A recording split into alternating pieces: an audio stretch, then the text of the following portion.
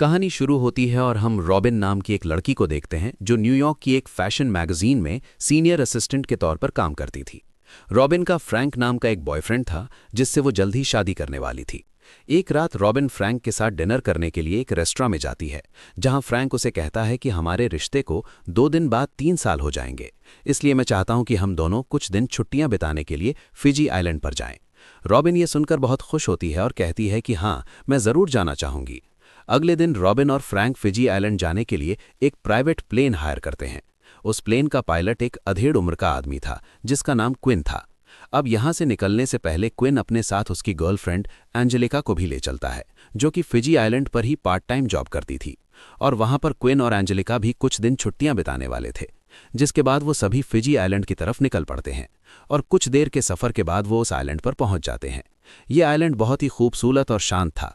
चारों तरफ हरियाली, समुद्र और शहरी भागदौड़ वाली जिंदगी से अलग एक ठहराव था। उस आइलैंड पर पहले से ही बहुत सारे लोग छुट्टियां मनाने आए हुए थे। अब रॉबिन और फ्रैंक समुद्र के पास में बने एक रिजॉर्ट में एक कमरा लेते हैं और वहां पर अपना सामान रखने के बाद वो उस आइलैंड पर घूमते फिरते हैं और साथ में अच्छा समय बिताते हैं। रात होते ही फ्रैंक मौका पाकर रॉबिन को एक रिंग निकाल कर देता है और उसे शादी के लिए प्रपोज कर देता है। रॉबिन कहती है कि हम तो वैसे भी शादी करने वाले थे, तो इस फॉर्मेलिटी की क्या जरूरत थी, लेकिन फ्रैंक फिर भी उसे वो रिंग पहना देता है और वो दोनों किस करते हैं। फिर कुछ देर बाद जब रॉबिन एक बार में अकेली खड़ी थी, तभी क्विन उसके पास आता है और नशे की हालत में उसके साथ फ्लर्ट करने लगता है। कहता है कि तुम्हारे जैसी खूबसूरत लड़की मैंने आज तक नहीं देखी, क्या तुम मेरे साथ दारू पीकर कमरे में चलना चाहोगी? लेकिन तभी फ्रैंक वहां पर आ जाता है और रॉबिन को अपने साथ ले जाता है। फिर अगली सुबह रॉबिन को उसकी बॉस का कॉल आता है। वो उसे कहती है कि हमें एक अर्जेंट फैशन शो शूट करने का प्रोजेक्ट मिला है, जिसके लिए तुम्हें अभी यहां से माकानाका आइलैंड पर जाना होगा। रॉबिन कहती है लेकिन मैं तो छुट्टियों पर हूं। बॉस कहती है कि तुम चिंता मत करो, वो आइलैंड यहां से सिर्फ कुछ ही घंटों की दूरी पर है, तुम शूट खत्म करके जल्दी वापस आ जाओगी। रॉबिन कहती है कि सॉरी बॉस, लेकिन मैं नहीं जा पाऊंगी, मेरा बॉयफ्रेंड फ्रैंक बुरा मान जाएगा। बॉस कहती है कि ये काम हमारे लिए बहुत ज़रूरी है, अगर तुमने ये काम कर दिया तो मैं तुम्हें असिस्टेंट से मैनेजर बना दूंगी। अब रॉबिन अपने बॉस की बात मान जाती है। वो फ्रैंक को बताती है कि मुझे बॉस का कॉल आया था और किसी ज़रूरी शूट के लिए मुझे जाना पड़ेगा। वहीं ये सुनकर फ्रैंक नाराज़ हो जाता है। कहता है कि हम तो वैसे भी शादी करने वाले थे, तो इस फॉर्मेलिटी की क्या ज़रूरत थी। लेकिन फ्रैंक फिर भी उसे वो रिंग पहना देता है और वो दोनों किस करते हैं। फिर कुछ देर बाद जब रॉबिन एक बार में अकेली खड़ी थी, तभी क्विन उसके पास आता है और नशे की हालत में उसके साथ फ्लर्ट करने लगता है। कहता है कि तुम्हारे जैसी खूबसूरत लड़की मैंने आज तक नहीं देखी, क्या तुम मेरे साथ दारू पीकर कमरे में चलना चाहोगी? लेकिन तभी फ्रैंक वहां पर आ जाता है और रॉबिन को अपने साथ ले जाता है। फिर अगली सुबह रॉबिन को उसकी बॉस का कॉल आता है। वो उसे कहती है कि हमें एक अर्जेंट फैशन शो शूट करने का प्रोजेक्ट मिला है, जिसके लिए तुम्हें अभी यहां से माकानाका आइलैंड पर जाना होगा। रॉबिन कहती है लेकिन मैं तो छुट्टियों पर हूं। बॉस कहती है कि तुम चिंता मत करो, वो आइलैंड यहां से सिर्फ कुछ ही घंटों की दूरी पर है, तुम शूट खत्म करके जल्दी वापस आ जाओगी। रॉबिन कहती है कि सॉरी बॉस, लेकिन मैं नहीं जा पाऊंगी, मेरा बॉयफ्रेंड फ्रैंक बुरा मान जाएगा। बॉस कहती है कि ये काम हमारे लिए बहुत ज़रूरी है, अगर तुमने ये काम कर दिया तो मैं तुम्हें असिस्टेंट से मैनेजर बना दूंगी। अब रॉबिन अपने बॉस की बात मान जाती है। वो फ्रैंक को बताती है कि मुझे बॉस का कॉल आया था और किसी ज़रूरी शूट के लिए मुझे जाना पड़ेगा। वहीं ये सुनकर फ्रैंक नाराज़ हो जाता है, लेकिन रॉबिन उसे मना लेती है। कहती है कि मैं काम खत्म करके जल्दी ही तुम्हारे पास वापस आ जाऊंगी, जिसके बाद हम दोनों साथ में इंटीमेट होंगे। जो सुनकर फ्रैंक भी मान जाता है। इसके बाद रॉबिन क्विन के पास जाती है और उसे कहती है कि मुझे किसी ज़रूरी काम से माकानाका आइलैंड पर जाना है, क्या तुम मुझे अपने प्लेन में उस आइलैंड तक छोड़ सकते हो?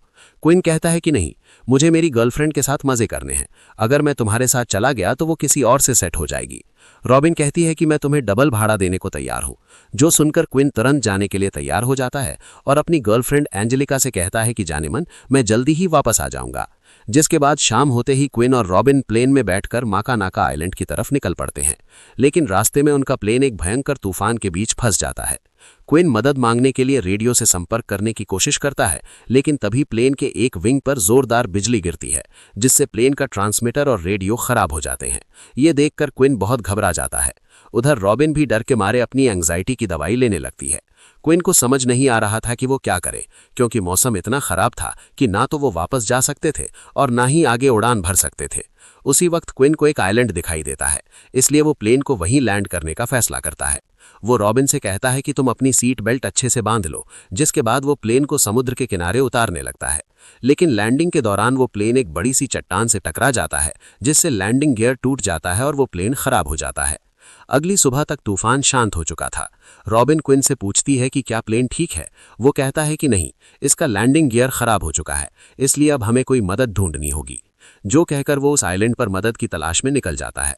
लेकिन काफी देर तक वहां भटकने के बाद उसे समझ आता है कि वो लोग एक सुनसान आइलैंड पर फंस चुके हैं और यहां उनके अलावा और कोई नहीं है। प्लेन का इमरजेंसी ट्रांसमीटर और रेडियो दोनों ही खराब हो चुके थे और ना तो उनके पास खाना था और ना ही रहने का कोई जुगाड़ था। ऊपर से उनके फोन में कोई सिग्नल भी नहीं आ रहा था, इसलिए अब उनके पास बस एक ही रास्ता बचा था, मदद आने तक का इंतजार करना।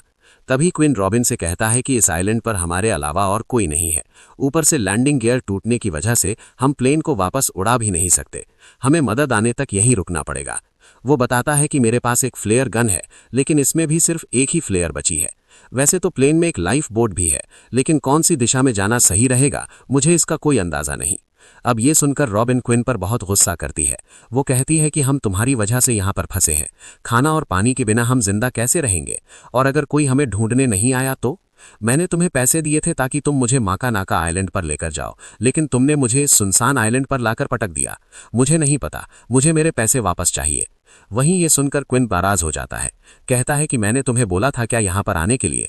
तुम ही मुझे लेकर आई थी। मैं तो अपनी गर्लफ्रेंड के साथ मस्ती कर रहा था, तुम्हें ही खाज मची थी उस आइलैंड पर जाने की, और तभी उन दोनों के बीच लड़ाई हो जाती है। उधर दूसरी तरफ फ्रैंक के पास रॉबिन की बॉस का कॉल आता है, जो उसे बताती है कि रॉबिन अभी तक उस आइलैंड पर नहीं पहुंची है। फ्रैंक ये सुनकर हैरान हो जाता है और कहता है कि वो तो कल ही एक प्राइवेट प्लेन से उस आइलैंड के लिए निकल गई थी। तभी फ्रैंक की मुलाकात क्विन की गर्लफ्रेंड एंजेलिका से होती है, जो उसे बताती है कि क्विन अभी तक वापस नहीं आया है। फ्रैंक कहता है कि रॉबिन भी अब तक उस आइलैंड पर नहीं पहुंची है, जिससे वो दोनों बहुत परेशान हो जाते हैं और सोचने लगते हैं कि कहीं उन दोनों के साथ कोई हादसा तो नहीं हो गया। इसलिए वो दोनों एक रेस्क्यू टीम बुलाने का फैसला करते हैं। दूसरी तरफ रॉबिन और क्विन पानी की तलाश में जंगल में जाते हैं, जहां पर उन्हें एक झरना दिखाई देता है। वो दोनों भागकर उस झरने में जाते हैं और रॉबिन पानी भरने के लिए झरने के अंदर चली जाती है। लेकिन तभी एक सांप रॉबिन के कपड़ों में घुस जाता है और वो डर के मारे जोर जोर से चिल्लाने लगती है। तभी क्विन दौड़कर उसके पास आता है और उसके कपड़ों के अंदर से सांप को निकालकर फेंक देता है, जो देखकर रॉबिन क्विन से काफी इंप्रेस हो जाती है। इसके बाद क्विन वहां पर एक पक्षी का शिकार करता है, जिसे रात में वो दोनों पकाकर खाते हैं। अगली सुबह रॉबिन को आसमान में एक प्लेन दिखाई देता है। वो दौड़कर क्विन के पास जाती है, जो उस समय सो रहा था। रॉबिन उसे उठाने की कोशिश करती है, लेकिन वो नहीं उठता। तभी रॉबिन तुरंत फ्लेयर गन लेकर उसे आसमान में फायर कर देती है, ताकि प्लेन में मौजूद लोग ये देखकर उसे बचाने आ जाएं। लेकिन तभी उसका निशाना चूक जाता है और वो फ्लेयर पास के एक नारियल के पेड़ पर जा लगता है, जिससे उस पेड़ पर आग लग जाती है। तभी फ्लेयर गन की आवाज सुनकर क्विन उठ जाता है और कहता है, माड़ा बोसड़ा आग। अब उनके पास जो आखिरी फ्लेयर बचा था वो भी बेकार हो गया था। वो गुस्से में रॉबिन पर चिल्लाने लगता है और तभी उन दोनों के बीच में फिर से लड़ाई हो जाती है। लेकिन बाद में क्विन रॉबिन के पास जाकर उससे माफी मांगता है, क्योंकि उसे पता था कि अगर उन्हें यहाँ पर सरवाइव करना है तो उन्हें साथ में मिलकर काम करना होगा। इसलिए अब वो दोनों साथ में मिलकर इस आइलैंड पर जीवन बिताने की कोशिश करते हैं, जिस दौरान रॉबिन और क्विन के बीच में नजदीकियां बढ़ने लगती हैं। उधर फ्रैंक और एंजेलिका एक प्राइवेट हेलीकॉप्टर बुक करते हैं और रॉबिन और क्विन को ढूंढने के लिए उनकी तलाश करना शुरू कर देते हैं। इधर रॉबिन और क्विन एक ऊंचे पहाड़ पर चढ़ते हैं, ताकि उन्हें फोन का नेटवर्क मिल सके और वो वहां पर मदद बुला सके। अब काफी मुश्किलों के बाद वो दोनों पहाड़ पर चढ़ जाते हैं, लेकिन वहां पर नेटवर्क नहीं होता। तभी क्विन दूरबीन से चारों तरफ देखता है और उसे दूर समुद्र में एक नाव दिखाई देती है। रॉबिन और क्विन उसे देखकर बहुत खुश हो जाते हैं और उन्हें लगता है कि शायद अब वो बच जाएंगे। लेकिन वो बोट उनसे बहुत दूर थी, इसलिए वो जल्दी से पहाड़ से नीचे उतरने लगते हैं। लेकिन जब तक वो नीचे पहुंचते रात हो चुकी थी, इसलिए वो दोनों एक छोटी सी लाइफ बोट लेकर निकल जाते हैं और उन्हें उस बोट तक पहुंचते पहुंचते रात से सुबह हो जाती है। अगली सुबह जब वो बोट के थोड़ा नजदीक पहुंचते हैं, तभी क्विन दूरबीन से उस बोट पर देखता है, जहां पर उसे कुछ लोग दिखाई देते हैं, जो किसी आदमी को मारकर उसे पानी में फेंक रहे थे। क्विन समझ जाता है कि ये लोग समुद्री डाकू हैं, जो लोगों के साथ लूटपाट करते हैं। वो रॉबिन से कहता है कि अगर इन्होंने हमें देख लिया तो ये हमें मार देंगे, इसलिए वो बोट को मोड़कर जल्दी से वहां से भागने की कोशिश करता है। लेकिन तभी डाकुओं का लीडर उन्हें देख देख लेता है और अपने लोगों को उन्हें मारने के लिए भेजता है। तभी कुछ डाकू बंदूक लेकर मोटर बोट पर बैठकर उनके पीछे आने लगते हैं। वहीं रॉबिन और क्विन जल्दी से अपनी लाइफ बोट को किनारे ले जाने की कोशिश करते हैं, लेकिन तभी वो डाकू उन पर फायरिंग शुरू कर देते हैं, जिस दौरान एक गोली उनकी बोट पर लगती है और उस बोट की हवा निकल जाती है। रॉबिन और क्विन जैसे तैसे तैरकर किनारे पर पहुंचते हैं और फिर आइलैंड पर आकर जंगल की तरफ भाग जाते हैं, लेकिन वो डाकू भी उनका पीछा करते हुए उस आइलैंड पर आ जाते हैं और जल्दी ही उन्हें पकड़ लेते हैं। अब उन दोनों को पता था कि ये डाकू उन्हें जिंदा तो नहीं छोड़ेंगे, इसलिए रॉबिन उन्हें झूठ बोलती है कि हमारे प्लेन में बहुत सारा सोना है, तुम हमें छोड़ दो और वो सोना ले जाओ। अब वो डाकू उनकी बातों में आ जाते हैं और रॉबिन और क्विन उन्हें प्लेन तक ले जाने का नाटक करने लगते हैं, लेकिन इसी बीच वो उन डाकुओं को चकमा दे देते हैं और बड़ी ही चालाकी से वहां से निकल जाते हैं। आगे भागते हुए वो लोग एक ऊंचे पहाड़ पर पहुंच जाते हैं जिसके नीचे समुद्र था। अब अगर वो लोग नीचे कूदते तो उन्हें चोट लग सकती थी, लेकिन वो डाकू अभी भी उनका पीछा कर रहे थे, इसलिए उन लोगों को कूदना पड़ता है, लेकिन उन्हें कुछ नहीं होता। क्विन और रॉबिन किसी तरह डाकुओं से बचकर जंगल में पहुंचते हैं और अब उन्हें किसी भी हालत में जल्दी से यहाँ से निकलना था। अब आगे बढ़ते हुए उन्हें वहाँ पर वर्ल्ड वॉर 2 के समय का क्रैश हुआ एक जापानी प्लेन दिखाई देता है। क्विन कहता है कि शायद हमें इस प्लेन से कुछ ऐसा मिल सकता है जिससे हम अपने प्लेन को ठीक कर सकते हैं। फिर रात को वो दोनों एक दूसरे को अपनी जीवन की परेशानियों के बारे में बताते हैं। रॉबिन कहती है कि मैं हमेशा से एक परफेक्ट लाइफ की तलाश में रही, लेकिन अब मुझे लगता है कि एक परफेक्ट लाइफ वही है जिसमें कोई दिखावा नहीं होता। वही क्विन उसे बताता है कि पहले मेरी शादी हो चुकी थी, लेकिन मेरी पत्नी मुझे छोड़कर चली गई, जिससे मैं टूट गया, लेकिन फिर धीरे धीरे मैंने अकेले जीना सीख लिया। हम देखते हैं कि इतने दिन साथ रहते रहते अब वो दोनों एक दूसरे को पसंद करने लगे थे। वहीं दूसरी तरफ फ्रैंक रॉबिन को ना ढूंढ पाने की वजह से बहुत ज्यादा दुखी हो जाता है। उसे लगता है कि शायद रॉबिन मर चुकी है। वहीं एंजेलिका को भी लगता है कि शायद क्विन भी मारा गया, इसलिए वो फ्रैंक से कहती है कि अब हमें लाइफ में आगे बढ़ जाना चाहिए, जिसके बाद वो फ्रैंक के सामने अपने कपड़े उतारने लगती है और फिर वो दोनों वहाँ पर इंटीमेट हो जाते हैं। अगली सुबह रॉबिन और क्विन उस जापानी प्लेन के कुछ हिस्सों को निकालते हैं और उन्हें अपने प्लेन तक ले जाते हैं, जिसके बाद क्विन अपने प्लेन का टूटा हुआ लैंडिंग गियर मॉडिफाई करता है ताकि वो पानी का इस्तेमाल रनवे के रूप में कर सके। वहीं रॉबिन भी इस काम में उसका पूरा साथ देती है और जल्दी ही वो प्लेन उड़ान भरने के लिए रेडी हो जाता है। वो लोग उड़ान भरने ही वाले थे कि तभी उन्हें वहाँ उन डाकुओं की बोट नजर आती है जो उन दोनों पर बम के गोले फेंकने लगते हैं। इसी बीच एक गोला क्विन के पास आकर गिरता है और वो घायल हो जाता है, लेकिन अब उनके पास भागने का ये आखिरी मौका बचा था। वो लोग डाकुओं के पहुंचने से पहले किसी तरह प्लेन में बैठकर उड़ान भरने में सफल हो जाते हैं। वहीं डाकू अभी भी उन पर हमला करने की कोशिश करते हैं, लेकिन वो इसमें कामयाब नहीं हो पाते। उल्टा वो बम का गोला वापस उन्हीं की बोट पर आकर गिरता है, जिससे उनकी बोट नीस्त नाबूद हो जाती है। उधर क्विन जख्मी था और उसे डर लग रहा था